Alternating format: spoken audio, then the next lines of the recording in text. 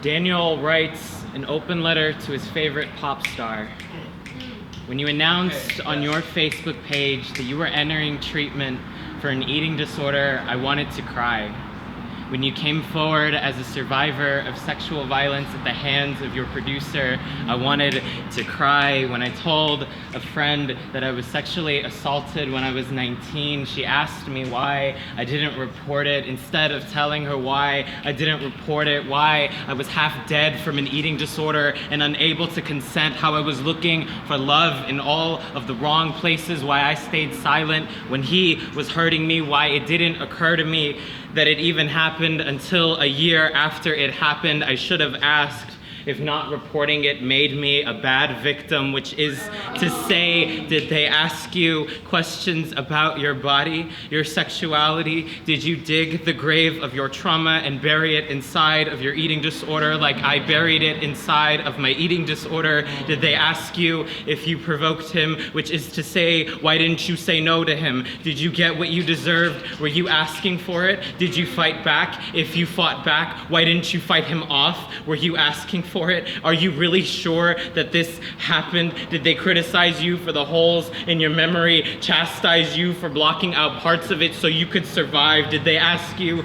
all of these questions and still ask you why you didn't report your sexual assault sooner? Don't you think it's funny that you, the music pop star, were assaulted by your music producer, and how I was sexually assaulted in one of the music rooms on my college campus? Do you think they would have been happier if I told them that I called myself a whore instead of calling the police? Would this have made me a better victim in their eyes?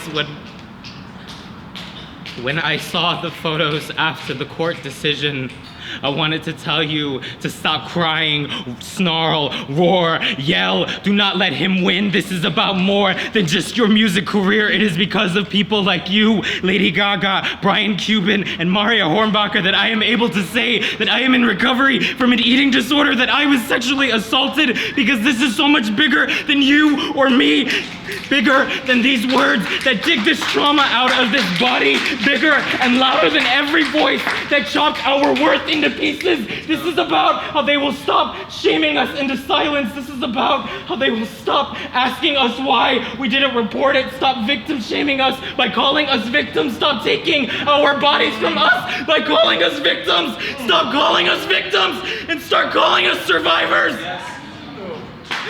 Don't you get it? Bulimia took my body, but I took it back. The man who sexually assaulted me took my body, but I took it back. So I'll be damned if anyone tries to take my voice again. Don't you get it? These words, this voice, this body is mine. This body is mine, and you can't have it. You only get what you give away, and giving up will never get you anywhere. So get up. You and I are not finished yet, Kesha.